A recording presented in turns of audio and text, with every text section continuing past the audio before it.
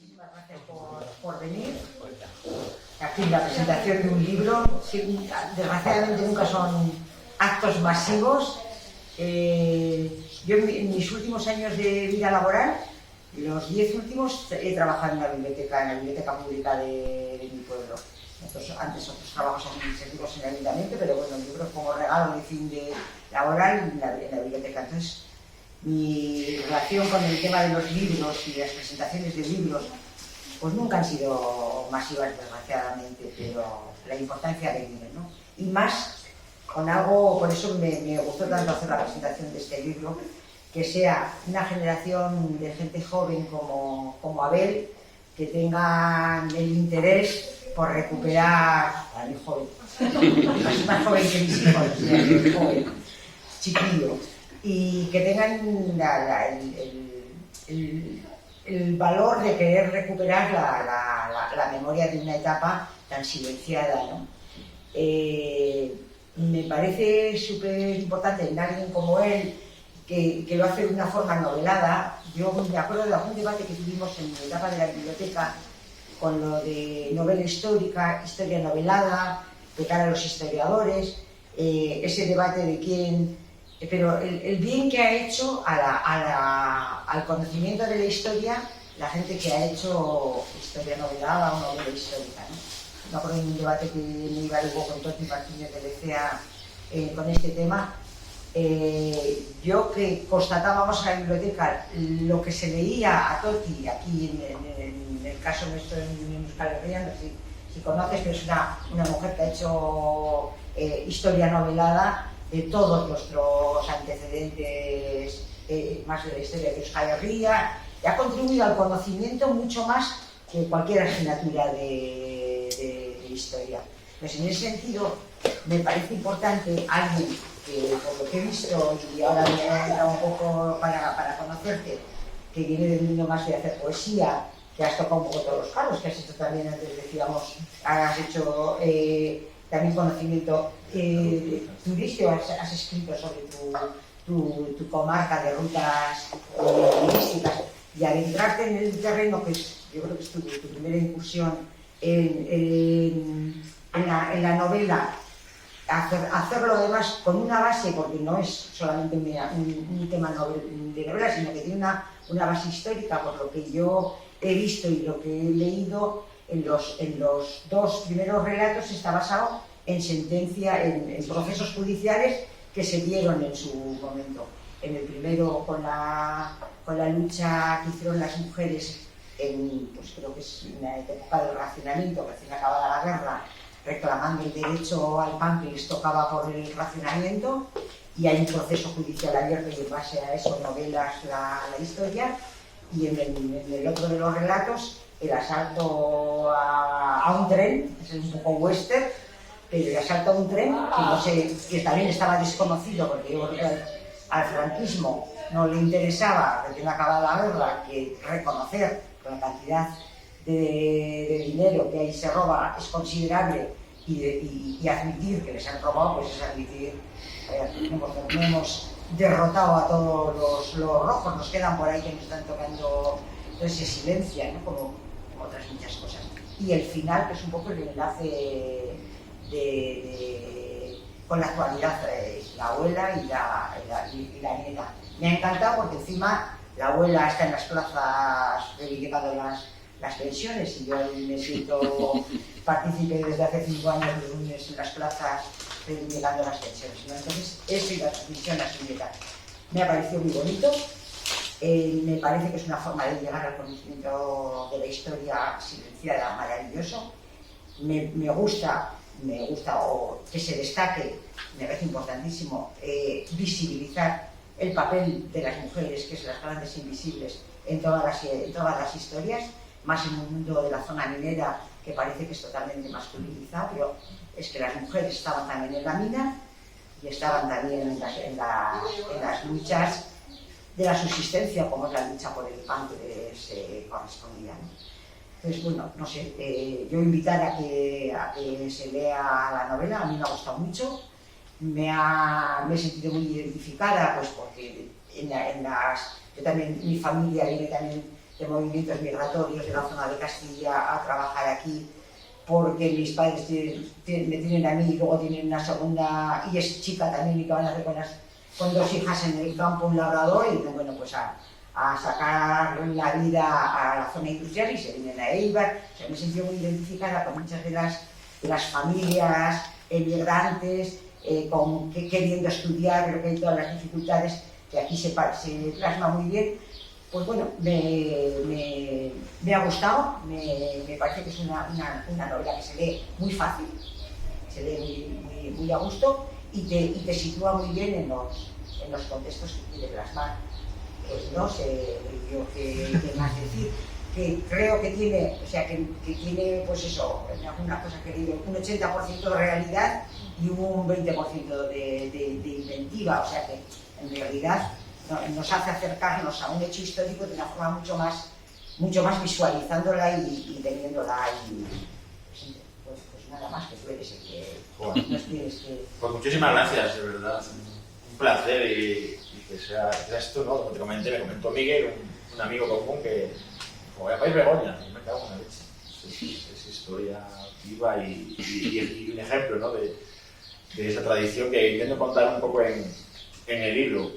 Como dice Begoña, son 3 relatos y los 3 relatos son basados en hechos reales. Es verdad lo que tú decías, de que muchas veces hay ese miedo, ¿no?, a que no sea un ensayo y la novela te da esa capacidad de inventiva y puedes tergiversar ciertos hechos históricos, pero lo que intenté plasmar fue lo que ocurrió realmente a través de 2 causas judiciales, como dijiste, que se encuentran en el archivo militar de Ferrol, es el archivo militar de la zona noroeste. Y el tercer relato pues es el testimonio directo de una maravillosa mujer, es una autora del libro, que es ella, que es Libertad Aurora. En el libro es Libertad Ángeles, que cambié el nombre por diferentes motivos, pero insisto en esto, que lo que cuento, tanto los acontecimientos como las fechas, como los lugares, es todo real. Solo cambié los nombres, porque más de una familia me pidió cambiarlos por, bueno, pues estos temas que pasa fundamentalmente en el Estado español, de miedo, de vergüenza o de ciertas cosas, ¿no? En otros países de Europa, cuando pasó lo que pasó y se analizó y se estudió y se intentó poner en los centros escolares, etcétera, aquí tenemos ese miedo todavía de decir no hables de eso, no hables de eso, y bueno, por ese miedo cambié los nombres, pero insisto en esto, en lo que cuento, tanto los lugares como las fechas, como los acontecimientos, todo eso ocurrió.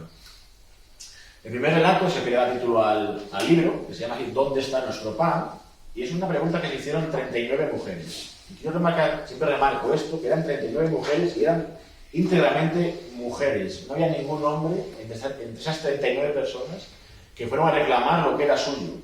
Y era el pan. Algo tan básico como una ración de pan que te correspondía por ley. En Castilla del Almacenamiento, esto es en octubre del 41, tanto seréis en casa, tanto pan te correspondía. Y después de llevar 15 días en recibir esa ración de pan, un grupo de 39 mujeres se dirigieron al ayuntamiento, en este caso de Torre del Bierzo, a preguntar eso mismo: ¿dónde está nuestro pan?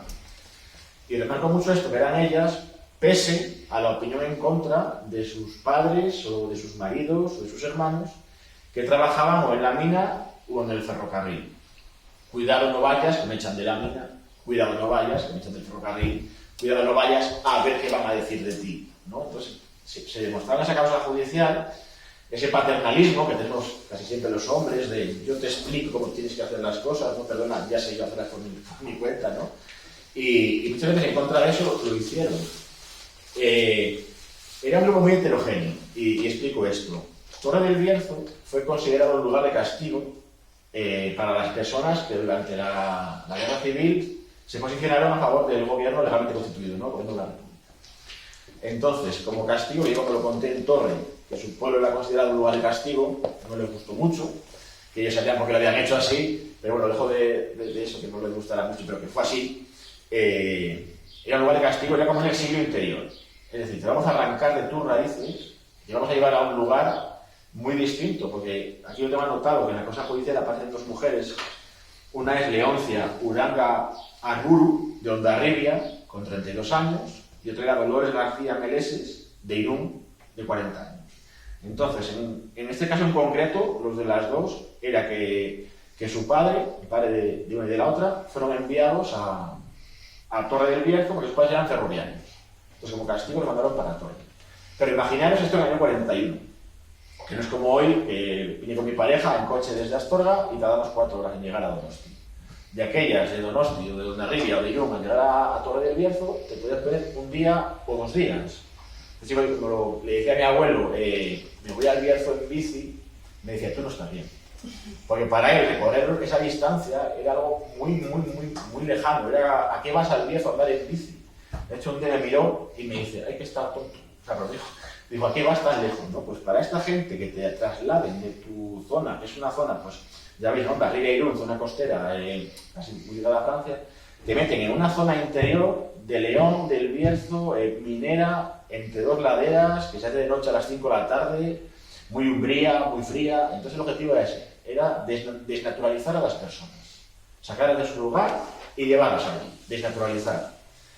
Pero lejos de eso, como me dijo una vez, ¿a quién se iba a ocurrir que juntando a un montón de rojos, entre ellos iban a juntar, ¿no? Que era algo obvio.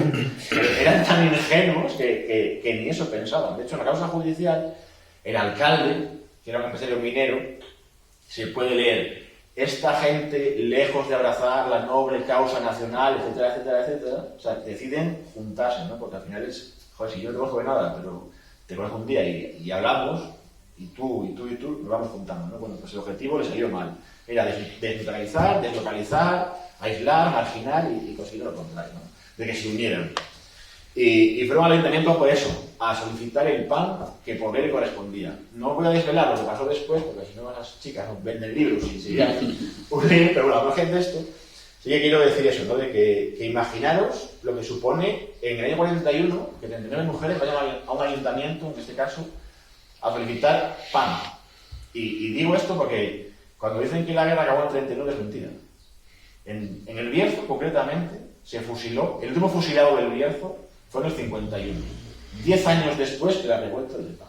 Entonces estas mujeres estaban jugando a la cárcel, corte del pelo al cero, aceite de ricino, violación y en el último extremo el tiro en la nuca. Porque siguió pasando 10 años después. Entonces sí que pido hacer eso, ¿no? Ese reconocimiento que dabas tú antes, ¿no? Ese reconocimiento de mi generación joven hacia nuestras personas más mayores, de todo lo que hicieron, y creo que es lo poco valorado que tenemos, ¿no? Que muchas veces buscamos héroes o heroínas lejos de nuestras fronteras o lejos de nuestros lugares, y siempre te dicen, ¿no? Igual en tu calle tienes una persona que ha hecho mucho por ti y tú no la conoces o no lo sabes, ¿no? Hay una frase muy manida que yo te cuento a mis fuerzas, que es, abuelo, abuela, no me cuente usted más batallitas. Es al contrario, es que yo pienso que hay que hablar más con ellos y con ellas para enterarnos, ¿no? De lo que pasó o lo que vivieron.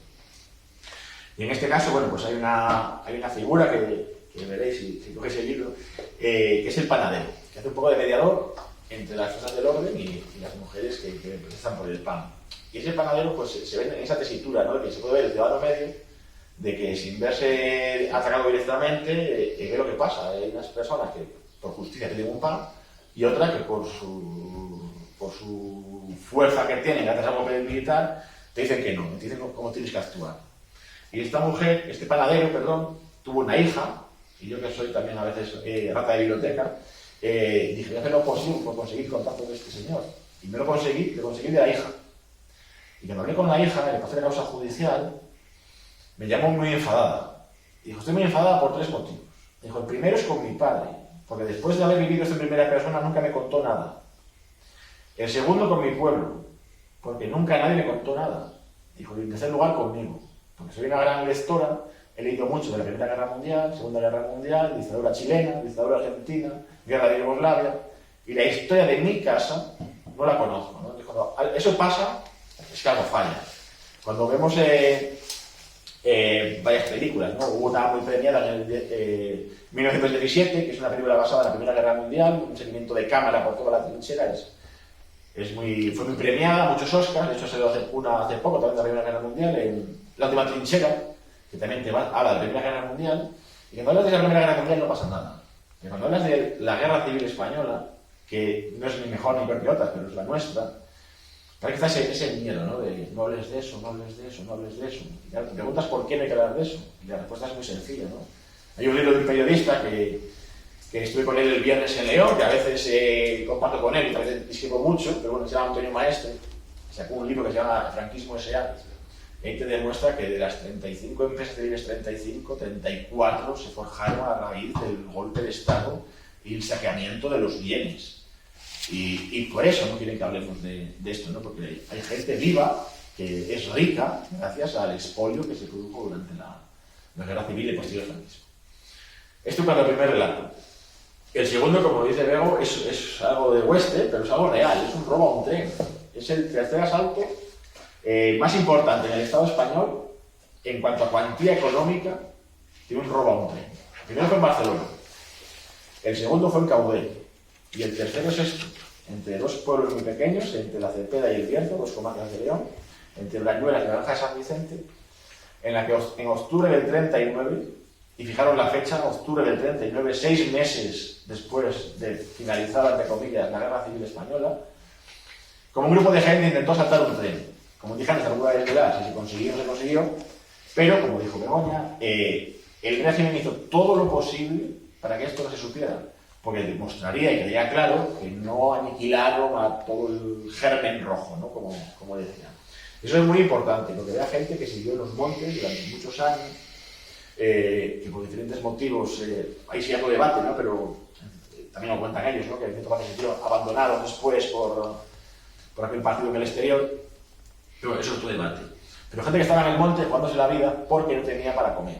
Y una de las formas de ingresar ese dinero era pues acciones como esta, ¿no? Que era un robo a un tren. Era gente que estaba en el monte porque cuando salió el golpe de Estado, no sé si conocéis la zona de las Médulas, al Bierzo más oeste, perdón, de la humanidad, si tienes que ir por ahí, tenían orden de luz de captura. Y yo la luz de captura en el 36 era el tirón a nuca, era la cuneta. Y uno de ellos, como hablo en el libro, tenía su delito para fusilarlo, es que en el 36 estaba afiliado a la UGT. O sea, ese es el nivel. Estar afiliado a un sindicato, el desenlace era que te fusilaran. Y esto que parece tan bestia, no era este caso de él, eran muchos casos. Muchos, en muchos pueblos de todo el Estado, en muchas ciudades de todo el Estado, te fusilaban por estar afiliado a un sindicato, a la CNT, por ser ferroviario, etcétera, etcétera, etcétera, etcétera. Esto que es tan real y tan fácil de demostrar, a día de hoy se sigue negando, ¿no? Cuando tú hablas de estas cosas, que dicen, no, es que la guerra civil era... Me contó el señor en Vigo, que cuando presenté el libro en Vigo hace un mes me decía esto. O sea, a ti te lo cuentan como si dos hermanos se enfadan y deciden matarse el uno al otro, y los padres se enfadan, ay hijo, no te mates. Dijo, eso es mentira, no se mató. No eran hermanos entre hermanos, eran un golpe de unas élites que, amparados por el ejército, por las fuerzas económicas y por la Iglesia Católica, decidieron dar un golpe de Estado, porque a aquello no les gustaba. Entonces no fue una guerra de hermanos contra hermanos, que todos hicieron cosas muy malas. Aquí un golpe de Estado de una jerarquía económica, y fue lo que conlleva todo esto. Bueno, a veces me voy por las ramas, perdonad, que a veces me quedé demasiado, pero bueno. Este robo al tren se produjo en octubre del 39, como digo, y el botín que se intentó sustraer eran 127.000 pesetas. Era una fortuna brutal de aquellas. Y es curioso porque era un tren que pasaba un jueves sí y un jueves no, por un lugar en concreto, con dinero para los bancos gallegos y para pagar las nóminas de los mineros. Entonces, claro, saber, gente aunque era del Bierzo, era de una punta a otra, del oeste al este, no se viajaba tan fácilmente en aquellos tiempos de un lado a otro. Entonces, y donde se hizo el asalto al tren, porque como siempre digo, que no quiero dar ideas, pero si queréis robar un tren alguna vez en la vida, ese es el sitio exacto. En el puerto de Manzanal, entre el túnel 5 y el túnel 6, es un lugar que tienes un túnel por un lado, un túnel por el otro, una montañina por arriba, y por abajo tienes una bajada llena de árboles donde puedes marchar con el botín de la gana. Y para que estos señores conocieran ese lugar exacto, siendo de otra parte muy distinta, aunque no lo pone en la causa judicial, se lo deja entrever, había colaboradores desde dentro. Porque no está claro, pero es que es obvio. O sea, tú no sabes que pasa por ahí un tren, un jueves sí y un jueves no, a X hora en concreto, con el dinero de... No lo sabes. Entonces, sin los ferroviarios que estaban dentro, tú no lo hubieras salido nunca. Entonces, por eso muchas veces cuando piensan que estaba todo acabado, ni acabado fuera, en el monte, ni dentro, en los trabajadores, ¿no? Y lo que hicieron fue eso. Y en este relato intento mostrar no solo el punto de vista de los asaltantes, sino también el punto de vista de dos guardias civiles que defendían el dinero, y la ordenanza y el secretario, ¿no? Entonces, quise mostrar lo más imparcial posible. Todo el mundo sabe que no lo conseguí, se me ven los colores y todo. Pero sí que intenté mostrar eso, ¿no? Dos puntos de vista, de qué te lleva a ti, una persona de un pueblo de León que se llama Prioro, de la montaña, zona pastoril, que te lleva a ser guardia civil, ¿no? Pues también muchas veces es eso, es el hambre. Un tío mío, Dionisio, él me dice muchas veces, dijo, mi hermano es una víctima de la guerra civil, mi hermano es cura porque en casa no teníamos para comer, ¿no? Y una de las salidas era esa. Entonces, él decía, pues era mi hermano una víctima de la guerra civil. Y no le puedo quitar la razón, porque es así. Entonces, intentemos dar eso, como digo, los dos puntos de vista, pero sí decir eso de qué les llevó a ellos. De hecho, el segundo relato empieza así. Es un señor que está con un arma diciendo, ¿cómo he acabado yo de estar con abejas, de estar en el campo, de estar con la miel, a estar empleando un arma para comer, ¿no? Entonces creo que es importante plantearnos eso. Y muchas veces pienso demasiado, pero me he planteado muchas veces si ahora estos fascistas de verde consiguen el poder suficiente y llega a donde llegaron estos otros, ¿no? ¿Qué haría yo? Y muchas veces lo he pensado, marcharía para Francia, iría con un arma, ¿no? Te planteas muchas cosas, y más escribiendo esto, ¿no? Te planteas qué harías tú en su lugar. Muchas veces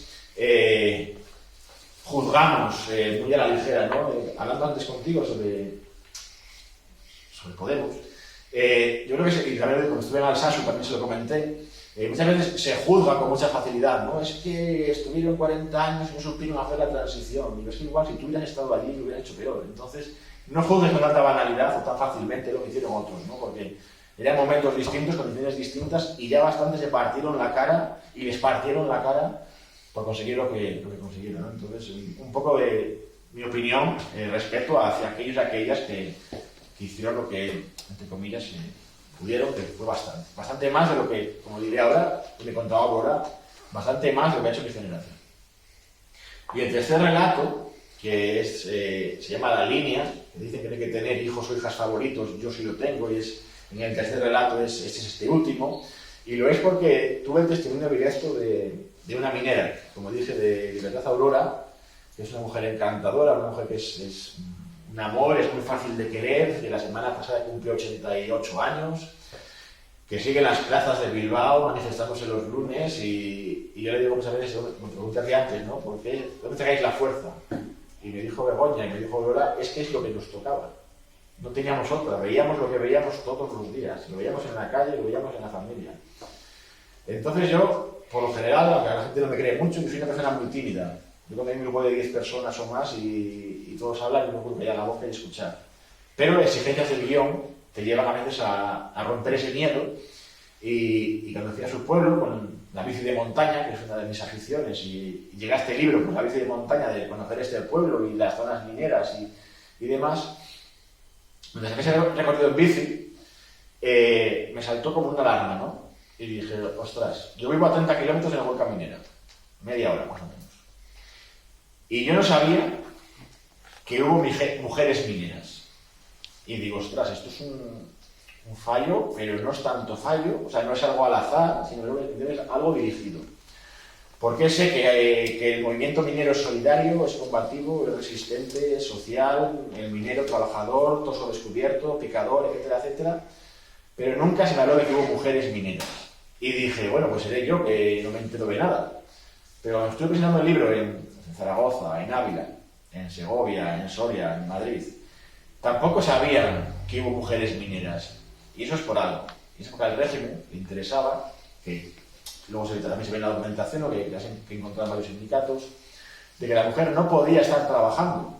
De hecho, me contó Aurora cuando estuve en su casa y le dije, hola, buenos días, mi nombre es Abel Aparicio, soy de un pueblo de Astorga, quiere hacer un libro sobre las mujeres mineras. Y yo dije, esta mujer que, lógicamente, no conoce de nada, mira, tú quién eres, y me cierre la puerta en la cara y otra cosa, ¿no? Pero me dijo, mi vida es muy normal, no tengo nada que destacar, pero si quieres pasa. Y yo siempre lo digo, ¿no? Yo entré en su casa a las 10 de la mañana, salí a las 12 y yo hablé 10 minutos. O sea, esta mujer que no tenía nada que contar y nada que decir, me estuvo hablando 1 hora y 50 minutos. Y me dio que pensar que era, en primer lugar, porque tenía esa necesidad vital de soltar parte de sus demonios fuera, ¿no? Y en segundo lugar también pensé, qué pena que nadie haya venido a preguntarle a las decenas y decenas de Auroras por su vida. Porque sí que hay una frase que no sé quién la dijo, pero yo se la he copiado, que es que la historia no está hecha de grandes nombres, que suelen ser hombres, por otra parte. La historia está hecha de muchas personas anónimas, los famosos, los nadies, que dice tanto Eduardo Galeano, ¿no? Porque si no hay gente que trabaja, y trabaja, y trabaja, y trabaja, los grandes hombres no son nada. Y eso me lo decía mucho Aurora. Yo en su casa me dio tres datos. Dijo, te voy a dar 3 datos. Ya parezco dando días a los datos, ¿no? Te voy a dar 3 datos. Y me dijo, el primero, en nuestro trabajo, que era fuera de la mina, era lavar el carbón, separar el escombro del carbón, por el mismo trabajo que hacíamos nosotras, por un jornal de 6 pesetas y media, ellos ganaban 13. Y daros cuenta que es el doble. Y no es casual que sea el doble. Porque si tú le dices a una mujer que su trabajo vale la mitad que el de un hombre, al final la víctima acaba asimilando el papel de víctima. Y como me dice Aurora, te llegas a plantear que realmente tú vales la mitad que un hombre, cuando no es así. También me dijo Aurora, cuando yo me casé, y como yo todas las demás, cuando tú te casabas, te echaban de la mina. Te daban 1000 pesetas, te daban muy poco dinero por haber trabajado, y te mandaban para casa, abro comillas, a las labores propias de su sexo, cierro comillas. Y esto era así, o sea, la labor propia de su sexo era estar en casa. Y también me dijo Aurora, si un minero tenía pareja y su pareja trabajaba, fuera de la mina, él no podía, si su pareja trabajaba, ese minero recibía menos salario que si su pareja estaba en casa, fomentando una vez más que las mujeres estuviesen en casa. Aurora, como tantas otras, entró en la mina con 16 años. Y me decía ella, yo cuando salía de la mina, iba a casa en verano a recoger la hierba. Y después de recoger la hierba, iba a hacer la comida y a hacer la cena. Y lo que eso que tenemos nosotros en casa, que era trabajo en la mina y trabajo en casa, ellos solo hacían trabajo en la mina. O sea, es doble carga, doblemente silenciadas, doblemente explotadas. Y creo que es muy importante destacar esto porque, como dijo antes Begoña, se invisibiliza el trabajo de las mujeres, pero no solo de las trabajadoras mineras, sino de las mujeres de cuenca minera, que siempre fueron las grandes ninguneadas. Y hay una cosa que hay una mujer, Aneta Sirgo, no sé si la conocéis, de Asturias, de la cuenca del Nalón, que es una mujer que perdió la audición derecha por un bofetón de los grises de aquellas, ¿no? Y muchas de estas mujeres mineras, en el 62, en la Huelga de Asturias, hay una anécdota que para mí resume todo, que es que cuando fue la huelga del 62, que fue la primera huelga que obligó a un ministro franquista a ir de Madrid al lugar de la huelga. Y fue un ministro franquista, no recuerdo el nombre ahora, pero fue al lugar de la huelga. Cuando llegaron los mineros esquiroles a la mina, se encontraron desde sus casas hasta el pozo, estaba todo sembrado de granos de maíz. Y era porque las mujeres de cuenca minera estaban llamando gallinas a los esquiroles. Y ese mensaje tan sencillo y tan potente marcó un antes y un después, ¿no? Fueron ellas las que hicieron ese mensaje de sembrar granos de maíz para decirles lo que eran. Pero también bastantes mineros te reconocen. Dijo, yo si mi pareja no hubiera estado en casa, yo no hubiera podido ser lo que hubiera sido. Porque sin todos los cuidados, toda la labor no cobrada y no agradecida ni reconocida, sin ellas nosotros no hubiéramos podido hacer eso, ¿no? Por eso hay siempre siento que hay una polémica con un escritor que siempre se alardea mucho, ¿no? De lo que trabaja, de lo que le ha costado escribir el libro y dedicar un año entero para escribir ese libro, y su expareja, por una red social, le dijo, si yo hubiera estado detrás de ti trabajando todos los días, iba a escribir el libro Perry. Dijo exactamente eso en un tuit, ¿no? Y tiene razón, o sea, es así. Y no reconocerlo y no corregirlo creo que es un grave error, ¿no? Bueno, pues, me centro otra vez en la novela y me el relato que lo que hacía era eso, era cargar el carbón y llevarlo de una línea, de un punto a otro. De la línea de baldes, esto que veis aquí es un balde de carbón. Es como un teleférico donde vas a esquiar, pero para meter carbón. Llevarlo desde aquí, desde Almagarín, que era el pueblo, hasta Brañuelas, que es la estación de tren de Brañuelas, que ella se distribuía, bueno, pues a la técnica de Ponferrada, de Compostilla, ¿dónde es tu señora madre? O se mandaba a las cocinas de otros lugares del estado, ¿no? Y hacían eso. Aurora, de hecho, era la encargada de Salina de Valdés. Y cuando yo le pregunté cuál era su horario, me dijo que de sol a sol. Y dije, ¿cómo que de sol a sol? Y me dijo, sí, mi horario era en invierno, de 9:30 a 5 de la tarde, pero en verano era de 7:30 a 10 de la noche. Eso es de sol a sol. Segunda lección de Aurora, y eso me la grabé a fuego. Dijo, por eso cuando te dicen, me dice, hijo, cuando te digan que ya no hay mujeres como las de antes, tú dile que no las quieres. Dijo, que yo no quiero que mi hija tenga la vida que yo tuve.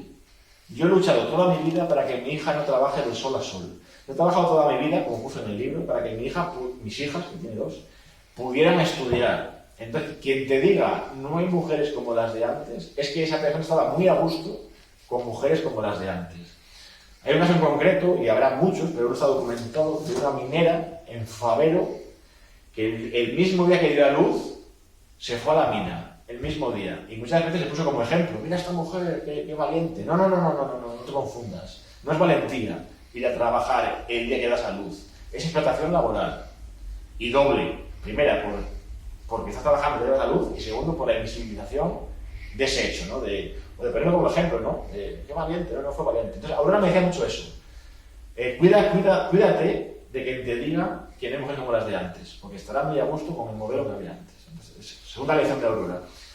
Y bueno, su familia, como también quiero decir, fue represaliada, tuvieron que huir a unas pequeñas cuevas que eran cerca de su pueblo, entre Tremor de Arriba y Espina, y tuvieron que marchar luego a Asturias. Pero antes de esa huida, y aquí también voy con otra que me comentó Aurora, que yo también la tengo marcada, cuando estaban en el monte, estuvieron 3 meses. Y claro, tú en el monte 3 meses no puedes estar sin ayuda de la gente que está en los pueblos, porque puedes cazar, puedes lavarte en los ríos, pero no siempre es así, ¿no?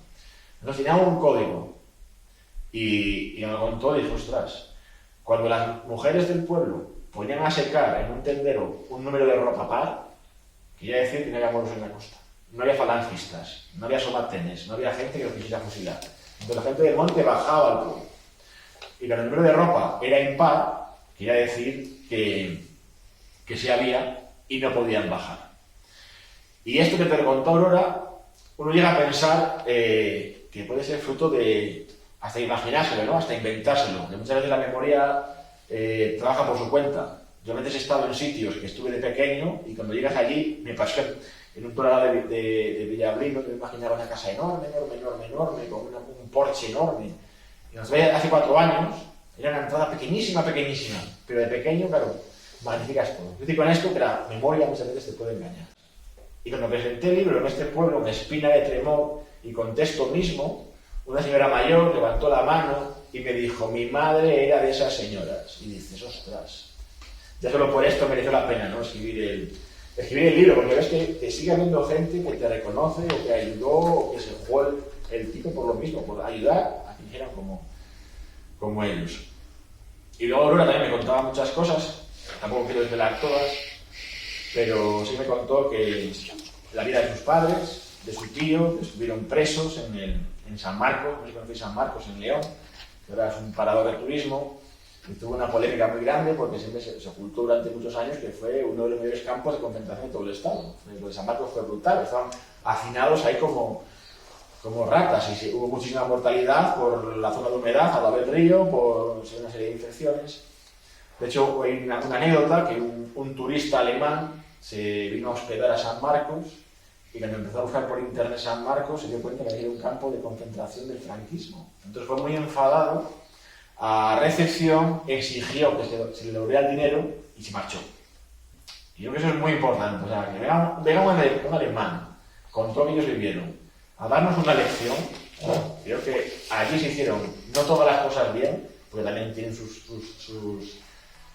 defectos, ¿no? Pero sí que se hizo bastante bien cierta depuración, cierto reconocimiento, ciertas cosas, ¿no? Cuando se exige o se exigió que las marcas, empresas que financiaron el nazismo pidieran perdón, no ya reconocimiento económico, sino pedir un perdón, se hizo. Yo cuando hablé con gente que redactó la ley de memoria democrática en España, la reciente ley de memoria democrática, cuando dije, ¿por qué no se reconoce no solo ya el dinero, sino el pedir perdón? Digo, vaya amigo, es que aquí se llega muy tarde y no te lo van a hacer, no te van a pedir ni siquiera perdón. Entonces muchas veces mirarnos a otros lugares donde sí se hizo y también preguntaros por qué aquí, aquí.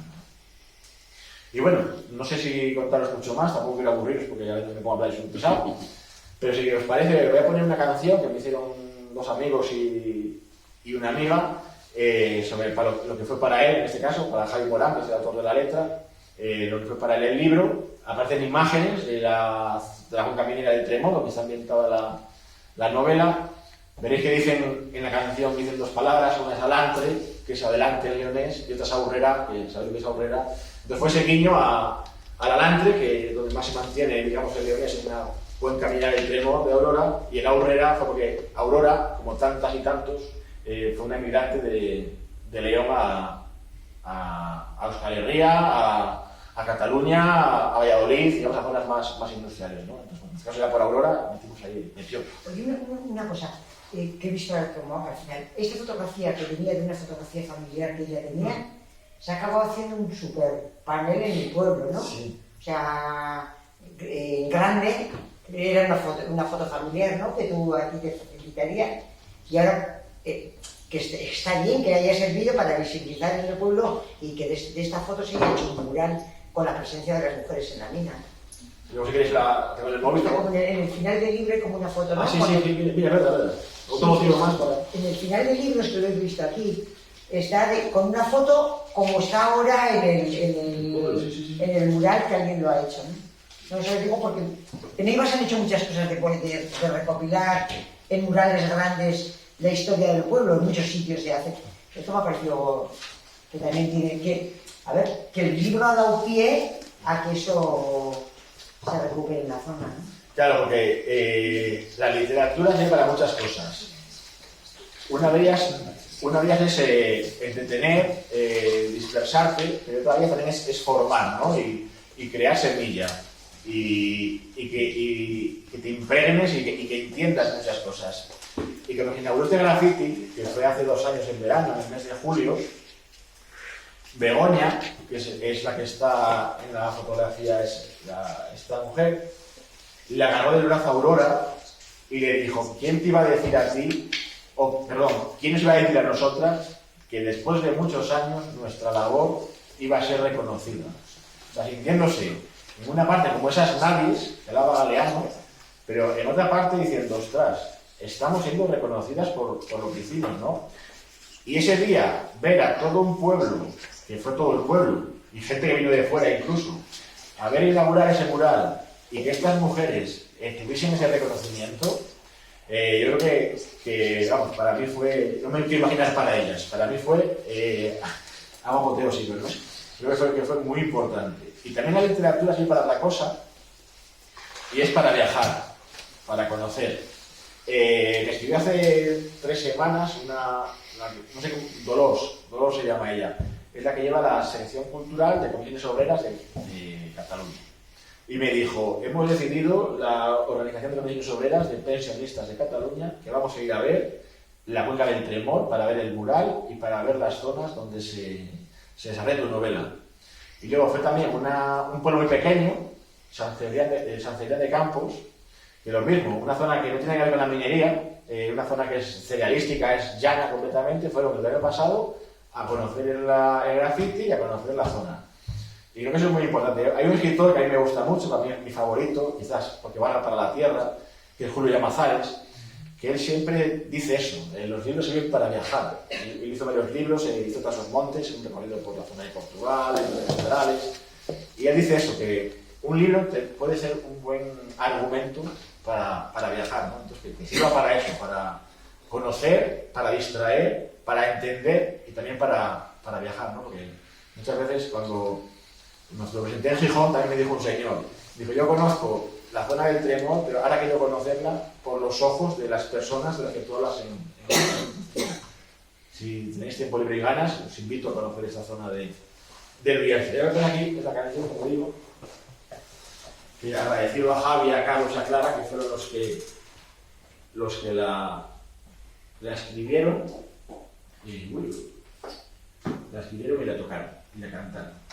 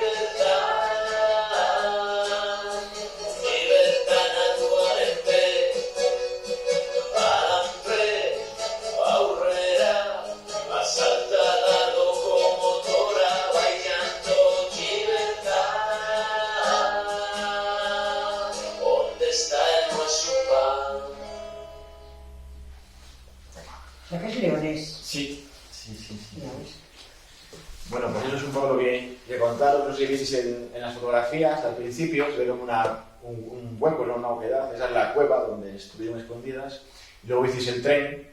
Ese fue el lugar exacto donde hicieron lo que hicieron para intentar conseguir el dinero, ¿no? Entonces, bueno, si queréis alguna pregunta, algo que decir, que alabar si es mucho o criticar si es poco, pues no sé, si queréis hacer alguna pregunta sobre el libro o sobre cualquier tema, pues hablad ahora. ¿Cómo? O sea, dices que vas a ver a esta mujer para hablar sobre las mujeres mineras y acabas haciendo un libro y la minería está allí, lo que haces es una lucha antifranquista, ¿no? Estas tres historias ya se viven, o sea, se cuentan boca a boca desde pequeño, ya tú habías oído ya algo en casa estas historias, o de dónde las sacas de repente. Claro, esto es curioso, porque yo quería preguntarle de ahí la necesidad de contar que dice a Aurora. Yo quería preguntarle a Aurora por su experiencia como minera. Y a los 5 de conversación, a los 5 minutos de conversación, ella me empezó a hablar de la represión de su familia. A mí sin conocerme de nada. Y digo, qué necesidad tiene esta mujer, qué ganas de escarbar en lo más oscuro de su pasado, porque es eso, es escarbar en lo más profundo de la historia más triste de tu familia y contársela a un completo desconocido. O sea, qué necesidad vital tenía de echar todo eso fuera. O sea, no quiero fliparme, porque no quiero flipar, pero yo creo que buscar como un salvavidas, ¿no? Es decir, ha venido alguien a preguntarme, se lo voy a contar. Aunque sea para desahogarme y que él cuente lo que pueda contar, pero es como esa necesidad vital de decir, o sea, necesito sacar esto fuera. Y fue lo que tú dices, yo fui a preguntarle por su trabajo como minera, y a los 5 minutos estuvo 1 hora y media hablándome de la represión de su familia. Entonces creo que es muy de destacar todo esto. Y luego tengo un buen amigo, porque dicen que uno no importa tanto cómo tú eres inteligente, sino de la gente de la que te rodeas. Yo por eso estoy con esa chica, porque es bastante más lista que yo. Pero tengo la suerte de tener amigos buenos, y uno de ellos es Alejandro Rodríguez, que es un historiador, y le dije, ostras Alejandro, estoy haciendo un libro sobre la minería del carbón de mujeres mineras, pero esta mujer me ha contado esto. ¿Tienes algo por ahí? Y me dijo, ostras, tengo 2 causas judiciales de 2 pueblos muy cercanos a donde tú quieres hacer esto, regados por el mismo río, por el río Tremor. Y me pasó las causas judiciales, y yo leyéndolas, dije, ostras, esto ya es una novela en sí, sé que esto ya está novelado. Solo me falta meter un poco de lenguaje para hacerlo más atractivo, pero ya está contado. Y cuando lees la causa judicial, y te sorprenden muchas cosas. Una de ellas es el lenguaje oficial, escrito en un documento oficial ante un juzgado de cómo se referían a las mujeres. Lengua viperina, lenguaje como un bisturí. Y yo pensando, si dicen esto en un documento oficial, ¿qué no les dirán en la calle o en casa? Es para pensar mucho esto, ¿no? Mira, cuando presentamos se presentó el graffiti en Almagarinos, que habéis visto en el libro, cuando me tocó tomar la palabra, dije, antes de nada, y perdonad, quiero decir una cosa. La semana anterior a que se inaugurara el graffiti, en el Estado, en 24 horas, se han asesinado a 4 mujeres. Esto fue la última semana de julio del año 21. En 24 horas habían asesinado a 4 mujeres. Por el hecho de ser mujeres. Y dices, el hilo conductor de todo esto, no toda la culpa, pero una gran parte de culpa fue como educaron a nuestras abuelas y a nuestras madres y a nosotros. Porque si tú a estas mujeres le dices que su trabajo va a ir a la de un hombre, al final acaba asimilando eso que se dice, aunque no quiera, se va asimilando y se va transfiriendo o comentando de generación en generación. Y uno de los motivos por los que se asesina a mujeres es porque ellas dicen hasta aquí hemos llegado. Y sigue también en esto, el asesinato es lo que se ve. Queda detrás todo lo demás, que es mucho. Entonces creo que es importante destacar esto, ¿no? De cuando tú lees los manuales, me río pero no es de risa, es la risa de irónica, ¿no? Tú lees los manuales de la sección femenina, de cómo se educó a todas las mujeres de este país, y dices, ostras, qué bestia, ¿no? Pero es como se educó a mis abuelas y a mi madre. Entonces, cuando te educan así y dices hasta aquí hemos llegado, dices, pasa lo que pasa, ¿no? Y lo quise decir en esa presentación, ¿no? Venimos de donde venimos porque hay un hilo conductor que es esto, es como nos trataban a ellas, ¿no? Y soportaban, como me dijo una persona de Torres, dijo, no soportaban que tú fueras a manifestar, pero que fueras tú, no lo concebía, ¿no? Entonces la represión era mucho mayor.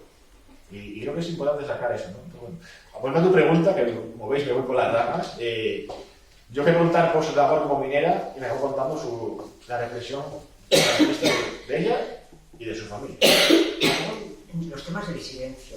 Yo creo que lo más duro de toda la dictadura franquista es el silencio también autoimpuesto. O sea, antes que comentabas que yo he estado ahora recientemente en la desbandada, en Andalucía, y el silencio impuesto a un hecho, una masacre que ha habido de 5.000 a 10.000 personas asesinadas en la masacre, población civil, mujeres, niños, silenciado, es por el miedo de los 40 años de dictadura, autoimpuesto que no se sepa. O sea, que se han empezado a hablar ahora, es terrible. Estas situaciones del silencio impuesto, a mí me parece lo más duro. Entonces, hay tantas cosas en las que tú comentabas de zonas de castigo, o sea, porque es que esto ha perdurado. Aquí hay personas que dices que son trasladadas allá con el ferrocarril por zonas de castigo, pero es que eso perduró. Yo en los años 70 tengo amigos que han estado viviendo a un pueblo de Soria, pues porque habían empezado en la lucha antifranquista, no de la guerra, sino en la lucha antifranquista y como castigo, que yo tengo 71 años, quiero decir que es de hace 4 días. Ha habido los destierros. Tengo otro amigo de mi generación que es de la zona de Vizcaya y estuvo en Motrico. Luego, de hecho, casi tiene una casa en Motrico, se ha hecho casi en medio de Motrico, pero que era por ese siglo interior que tú hablas aquí, que había la gente, yo qué sé, esas políticas que ha tenido el franquismo del silencio, de mover a la gente de sitio. Yo me estaba acordando cuando decías en Eibar, las universidades laborales. En Eibar, la política de universidades laborales que hizo en la época franquista. Los estudiantes de aquí los mandaban yo, de hace mi generación, que ha estudiado en las universidades laborales, ha estudiado en universidades fuera de aquí, en Cataluña, en el sur, y en Eibar había una universidad laboral que le hicieron, a mí yo tenía, se inauguró cuando yo tendría 15 o 16 años, que todos los chavales que venían eran de otras zonas. Ese mover a la gente a desubicarla de su sitio eran políticas de desarraigo, para mí sobre todo el tema del silencio, ¿no? Luego alguna otra cosa que decías, que han perdurado mucho más tiempo. Tú lo sitúas aquí en unos años, pero yo cuando me casé con 20 años, en el año 72, estaba la dote. Yo no era mayor de edad, tenía 20 años. Para comprarme un piso me tuvo que firmar mi padre, porque yo no tenía, como mujer no tenía, pasé de mi padre a la persona con la que me casaba para tener, y todavía existía la dote en las empresas. Cuando te casabas, la dote se decía como hacen como los matrimonios pactados y las dotes que nos parecen de países o de sitios tercermundistas. En los años 70 yo no me acogí a la dote porque ya empezábamos a tener conciencia política y queríamos ser autónomas también las mujeres económicamente, pero en mi generación todavía ha habido mujeres que se acogían a la dote, que te servía para dar una entrada para el piso, para no sé qué, y dedicarte a tus labores.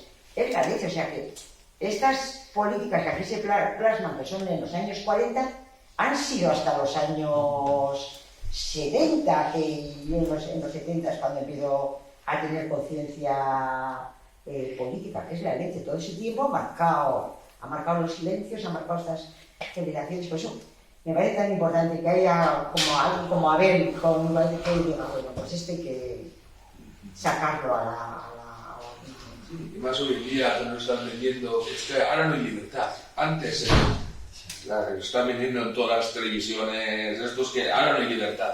Lo que tú decías, tú habrás conocido que por ser mujer no podías tener una cuenta en el banco, hasta ahora ¿no? Sí, lo has conocido. Sí. Entonces, que ahora inconscientemente, claro, a nosotros no nos engañan, pero las generaciones más jóvenes pues se lo están creyendo. Es que ahora no hay libertad, claro, para ellos ¿qué es libertad? Ir a los toros.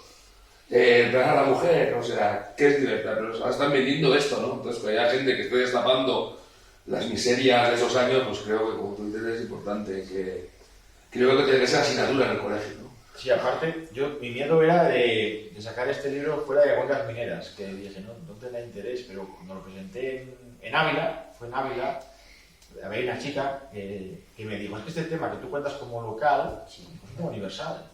Que me hace también que sean mineras, o que sean ganaderas, o que sean pintoras, o que sean lo que sea, ¿no? Es un tema que es universal, es una lucha social.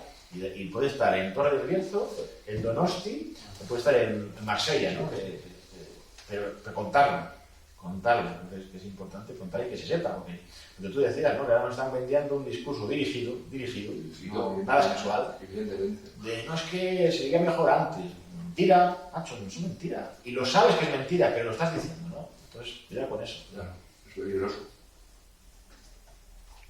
Sí, yo creo que lo que comentabas, lo de la memoria, el silencio, que es curioso, ¿no? Porque aquí se hizo en algunos ayuntamientos donde yo plantearía un trabajo con un grupo que encargaba el ayuntamiento, luego en otros pueblos se ha hecho, de la parte desde final de la guerra, creo, hasta el 60, algo así, ¿no? Entonces, con la gente que se vea que es mayor, pero claro, su padre que está, bueno, entonces, y mi madre, que tiene 91 años, cuando vio el libro tal, supo que amigas suyas de la escuela entendieron, claro, por eso decía que mi padre no está, no sé qué, supo, todo eso cuando vio la foto, pues estaba desde la escuela, y no tiene ni idea de todo eso, ¿no? Es decir, o cuando trabajan gente que trabaja en la fábrica, o pues en la escuela, decía amigas suyas de toda la vida, ¿no? Y empezó a entender, claro, pues se decían cuando, no, es que mi padre está fuera, o está en la cárcel, ¿no? Estaban que les decían que no podían decir, ¿no? Y es curioso como que yo flipé cuando mi madre, ella estaba flipando, ¿no? Ella estaba flipando, ¿no?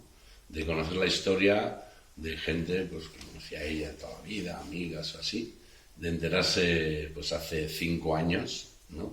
A raíz de que se publicó ese libro de la historia oculta de amigas suyas, ¿no? De amigas suyas, ¿no? Que es una cosa que flipas, ¿no? Ella estaba flipando a colores, claro, porque ni ya en la vida se habría imaginado que pues el padre, no, es que está fuera, trabajando fuera o algo así, o no sé qué. Yo creo que eso, al final, que han pasado, que es lo vergonzoso de todo esto, ¿no? O sea, que no es 40 años de franquismo, es que llevamos 80 años de franquismo, ¿no? Ya aparte sin entrar en todas las estructuras del Estado, que son las mismas y toda esta historia, sino en lo del silencio, bueno, como dijo Mayor Reja, fue una época apacible, ¿no? Pues claro, ¿no? Ahora y tal vez luego decimos, bueno, ahora reconciliación nacional, no hay que pasar, no, claro. No hay que pasar factura, ¿no? Que se pacta una transición, que no se mueva nada. Pensemos que la ley de amnistía que aprobaron fue para ellos. O sea, yo eso siempre lo reflexioné. Fue para ellos, es para que ahora nos lo echaran en cara a todos los primeros, a todos los realidades fascistas. Yo ahora he reflexionado mucho cuando estoy en grupos memorialistas, cuando yo he estado metida en el tema de la querella argentina para los crímenes del franquismo, pues por el caso que tuvimos nosotros en Eibar, de Roberto de Tejade, que era un compañero mío, que mataron la manifestación del proceso de Burgos, y luego nos hemos personado en lo de que la ley de amnistía ha sido una ley de punto final para ellos. Eso yo lo he reflexionado ahora, o sea, que yo, que ya tenía participación política entonces, creía que la ley de amnistía sacaba a los nuestros de la cárcel. La hostia. Es una ley de punto final para sí. Sí, pero daros cuenta que es un mensaje que es mentira, porque eso cuando fue el año pasado, hicieron santos a, creo que fueron 3 sacerdotes que fueron fusilados. La parte republicana, ¿no? Pero cuando ellos hacen eso, no es mover el pasado. Solo es mover el pasado que lo hacemos nosotros. Entonces, es un mensaje tramposo, porque ellos sí pueden hacerlo y nosotros no. Después de todo su reconocimiento, pero también esto es muy importante de analizar, porque todas las víctimas que hubo del bando que dio golpe de Estado, se les premió y sabido pues con una licencia de lotería, telefónica, pagas a las viudas, etcétera, etcétera. Y los republicanos tuvieron aparte de nada, el señalamiento público, etcétera, etcétera. Y pasado todo este tiempo, aunque siguen diciendo que tú sigues sin derecho, pero que ellos sí pueden hacerlo. Entonces, como prolongar la mentira 80 años. 80 años. Sí, pero solo santifican a los de su bando, porque los curas que se cargaron ellos, por ejemplo, aquí en Oyarzún hay una película, esos no. ¿Cómo se llama la película que estaba basada aquí? De un cura que... Sí. No es un grande, creo que... Sí, pero no se vaya de cura. De la taberna. Sí. La buena vida. No recuerdo el nombre, pero sí es la vida pasada. De la taberna. Y dices, ostras, claro, los curas... Claro, bueno, pues si no hay nada más que agradeceros, pues estáis aquí una gracias a ti, tarde de viernes, que ha sido un placer, que como decía, venido para aquí ahora a mi compañera, que ni soñaba en estar presentando aquí el libro en en Donosti, mañana en Irún. Era un placer y agradecido pues, a todas las personas que han hecho este curso. Así que, Es una lástima porque había concentración, pues el día hoy de contra la violencia trans, Sí. y había justo concentración en el Boulevard, ahora a las 6. Bueno, Y todo luego- las agendas son... mañana voy a Irún Y y mañana mañana también. Miquel y tenemos acto de Bildu en Sí, tenemos el rollo de multiculturalidad justo todo el día en Irún también. Y luego también hay, mañana también hay un rollo con Palestina, no Sahara. Sahara, Sahara en el Bule. Ayer hubo Palestina. Sí, Sí, es- pues Están activos. antes, No, pues está muy bonito además, ¿eh? Está bonito el libro. Pues muchísimas gracias. Y se lee muy fácil. entonces Se lee. De hecho, mira, una la cosa letra grande tiene. Es que sí, también. a mí me fue muy simbólico porque mi maestra de San Román, Elena, me dijo, cogí tu libro a las 10 de la noche después de cenar y lo acabé a las 5 de la mañana, pero no pude dejarlo. Y, ostras. Y ya soy maestra, a mí fue mucho. Así que nada, muchísimas gracias.